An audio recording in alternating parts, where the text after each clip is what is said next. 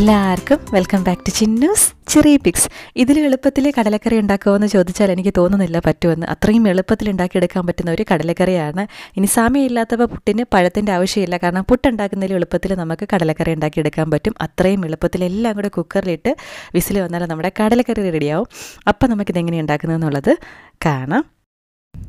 അപ്പോൾ അതിനായിട്ട് നമുക്കൊരു 1/4 കപ്പ് അളവിന് കറുത്ത കടല രാത്രിയിൽ കഴുകി വെള്ളത്തിൽ കുതിരാനായിട്ട് ഇട്ട് വെക്കണം. ഒരു 8 മണിക്കൂറെങ്കിലും കുതിർത്ത കടല വേണം നമുക്ക്. 1/4 കപ്പ് എന്ന് പറയുന്നത് 240 ml അളവിനുള്ള കപ്പിൻ്റെ 1/4 കപ്പാണ്. അപ്പം നമ്മൾ ആ വെള്ളം കളഞ്ഞ് കൊണ്ടുവന്നിട്ടുണ്ട്. ഇതുകൂടാതെ നമുക്ക് കുറച്ച് കാര്യങ്ങൾ ആദ്യം ഒന്ന് റെഡിയാക്കി വെക്കാം. അതിനായിട്ട് നമുക്ക് ഒരു സവോള വേണം, 1/4 ഇഞ്ച് വലുപ്പത്തിൽ ഇഞ്ചി ഇതുപോലെ ചതച്ചെടുത്തിട്ടുണ്ട്, ഒരു പച്ചമുളകും 4 അല്ലി വെളുത്തുള്ളിയും വേണം, ചെറിയ വെളുത്തുള്ളിയാണ്. ഇനി എല്ലാം വളരെ സിമ്പിളാണ്. നമുക്കൊരു കുക്കറിലേക്ക് നമ്മുടെ കടല കുതിർത്ത് വെച്ചത് ചേർത്ത് കൊടുക്കാം. അതോടൊപ്പം തന്നെ അരിഞ്ഞു വെച്ചിരിക്കുന്ന സവാളയുള്ളിയും ഇഞ്ചിയും പച്ചമുളകും വെളുത്തുള്ളിയും ചേർത്ത് കൊടുക്കാം. വെളുത്തുള്ളി ഞാൻ അരിഞ്ഞിട്ടില്ല. ഇതിലേക്ക് നമുക്കൊരു ചെറിയ പിടി കറിവേപ്പില ചേർത്ത് കൊടുക്കാം. 4 ടീസ്പൂൺ മല്ലിപ്പൊടി ചേർത്ത് കൊടുക്കാം. 2 ടീസ്പൂൺ കശ്മീരി ചില്ലി പൗഡർ ചേർത്ത് കൊടുക്കാം. നമ്മൾ ടേബിൾ സ്പൂൺ അല്ല ടീസ്പൂണാണ് യൂസ് ചെയ്യുന്നത്. 1/4 ടീസ്പൂൺ കുരുമുളക് പൊടിയും 1/4 ടീസ്പൂൺ മഞ്ഞൾപ്പൊടിയും 1/2 ടീസ്പൂൺ പെരുംജീരകത്തിൻ്റെ പൊടിയും ഫെനൽ സീഡ്സിൻ്റെ പൗഡറും ചേർത്ത് കൊടുക്കാം. ഇതോടൊപ്പം തന്നെ നമുക്ക് 2 കപ്പ് വെള്ളം കൂടി ചേർത്ത് കൊടുക്കാം.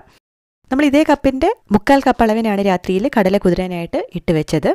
ഇത് ഇത്രയും ചേർത്ത് നമുക്ക് നല്ലപോലെ ഒന്ന് മിക്സ് ചെയ്തെടുക്കാം. അപ്പോൾ നമ്മളെല്ലാം കൂടെ കുക്കറിൽ ചേർത്ത് കൊടുത്തിട്ടേ ഉള്ളൂ. ഇനി നമുക്ക് മീഡിയം ഫ്ലെയിമിൽ 5-6 വിസിലിന് ഇതൊന്ന് കുക്ക് ചെയ്തെടുക്കണം. ഇതിവിടെ ഇരുന്ന് കുക്കാവുന്ന സമയം കൊണ്ട് നമുക്ക് തേങ്ങ അരച്ചെടുക്കാം. അതിനായിട്ടൊരു മിക്സഡ് ജാറിലേക്ക് 5 ടേബിൾ സ്പൂൺ ചിരകിയ തേങ്ങ ചേർത്ത് കൊടുക്കാം. എൻ്റെ മിക്സഡ് ജാറ് നല്ല വലുതാണ്, അതായത് ഒരു 1/4 കപ്പും 1 ടേബിൾ സ്പൂണും കൂടെ ചിരകിയ തേങ്ങ ചേർത്ത് കൊടുക്കാം. ആവശ്യത്തിന് വെള്ളം ചേർത്ത് നല്ല പേസ്റ്റ് പോലെ ഇത് അരച്ചെടുക്കണം. തണുത്ത തേങ്ങ ആയതുകൊണ്ടാണ് ഞാൻ ചൂടുവെള്ളം ചേർത്ത് കൊടുത്തത്. ഈ സമയം കൊണ്ട് നമ്മുടെ കടലയൊക്കെ നല്ല കുക്കായി വന്നിട്ടുണ്ട്. നമ്മളെല്ലാം കൂടെ കുക്കറിലിട്ട് ജസ്റ്റ് ഒന്ന് വിസിൽ വെച്ചത് മാത്രമേ ഉള്ളൂ. നമ്മൾ ഉള്ളി വഴറ്റുക ഒന്നും ചെയ്തിട്ടില്ല. അങ്ങനെ വെന്ത് വന്ന കടലയിലേക്ക് നമ്മൾ അരച്ചു വെച്ചിരിക്കുന്ന തേങ്ങ കൂടി ചേർത്ത് കൊടുക്കുകയാണ്. ഇതോടൊപ്പം തന്നെ നമുക്ക് 1/4 ടീസ്പൂൺ ഗരം മസാല കൂടി ചേർത്ത് കൊടുക്കാം. ഇതിന് മുന്നേയും ഞാനൊരു കടലക്കറിയുടെ റെസിപ്പി ഇട്ടിട്ടുണ്ടായിരുന്നു. ഒരുപാട് പേര് ഇഷ്ടപ്പെട്ടു എന്ന് പറഞ്ഞൊരു റെസിപ്പിയാണ്. അതിൻ്റെ ലിങ്ക് ഞാൻ ഡിസ്ക്രിപ്ഷൻ ബോക്സിൽ കൊടുക്കാം.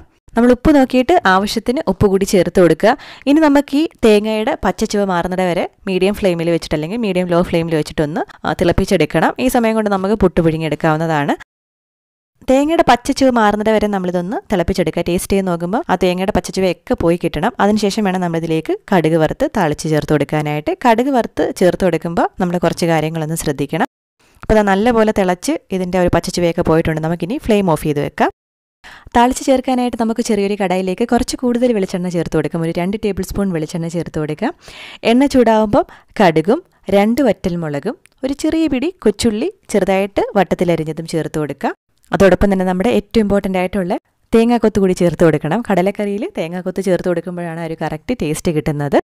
അതോടൊപ്പം ഒരു പിടി കറിവേപ്പില കൂടി ചേർത്ത് കൊടുക്കാം. നല്ലപോലെ ഒന്ന് മൂപ്പിച്ചെടുക്കണം ചെറിയ തീയിൽ വെച്ചിട്ട്. ഇത് താളിക്കുന്നതിന് മുന്നേ ആയിട്ട് നമ്മുടെ ചാനൽ ഇതുവരെ സബ്സ്ക്രൈബ് ചെയ്തിട്ടില്ല എന്നുണ്ടെങ്കിൽ സബ്സ്ക്രൈബ് ചെയ്യാനായിട്ട് മടിക്കരുത്. ആ സൈഡിൽ കാണുന്ന ബെല്ലൈക്കൺ കൂടി ക്ലിക്ക് ചെയ്യുകയാണെന്നുണ്ടെങ്കിൽ പുതിയ വീഡിയോസ് ഇടുമ്പോൾ നോട്ടിഫിക്കേഷൻസ് ആയിട്ട് കിട്ടിക്കോളും. അപ്പോൾ നമ്മുടെ തേങ്ങയുടെ കളറൊക്കെ ചെറുതായിട്ടാണ് മാറി തുടങ്ങുമ്പോഴത്തേക്കും നമുക്കിത് നമ്മുടെ കടലക്കറിയിലേക്ക് ചേർത്ത് കൊടുക്കാം. ഇതും കൂടി ചേർത്ത് നല്ലപോലെ മിക്സ് ചെയ്തെടുക്കണം. നല്ലപോലെ മിക്സ് ചെയ്തെടുക്കുമ്പോൾ നമ്മുടെ ടേസ്റ്റി ആയിട്ടുള്ള കടലക്കറിയുടെ റെഡിയാവും. പുട്ടിൻ്റെയൊക്കെ കൂടെ അടിപൊളി കോമ്പിനേഷനാണ് ഈ ടൈപ്പിൽ വെക്കുന്ന കടലക്കറി. അപ്പോൾ ഇത്ര എളുപ്പത്തിൽ കടലക്കറി ഇതുവരെ ട്രൈ ചെയ്ത് നോക്കിയിട്ടുണ്ടോ എന്നുള്ളത് കമൻറ്റ് ചെയ്ത് അറിയിക്കാനായിട്ട് മറക്കരുത്. നമ്മുടെ വീഡിയോ ഇഷ്ടമായിട്ടുണ്ടെങ്കിലും കമൻറ്റ് ചെയ്യുക. അതുപോലെ തന്നെ നമ്മളിതിന് മുന്നേ ഇട്ട് തേങ്ങ ഉപയോഗിക്കാതെ വളരെ പെട്ടെന്ന് ഉണ്ടാക്കിയെടുക്കാവുന്ന ലഞ്ചിൻ്റെ റെസിപ്പി ആരെങ്കിലുമൊക്കെ ട്രൈ ചെയ്ത് നോക്കിയിട്ടുണ്ടോ എന്നുള്ളതും കൂടി കമൻറ്റ് ചെയ്ത് അറിയിക്കുക. പുതിയൊരു റെസിപ്പി വീഡിയോ അല്ലെങ്കിൽ വ്ലോഗായിട്ട് നമുക്ക് വീണ്ടും കാണാം. അതുവരേക്കും ബൈ.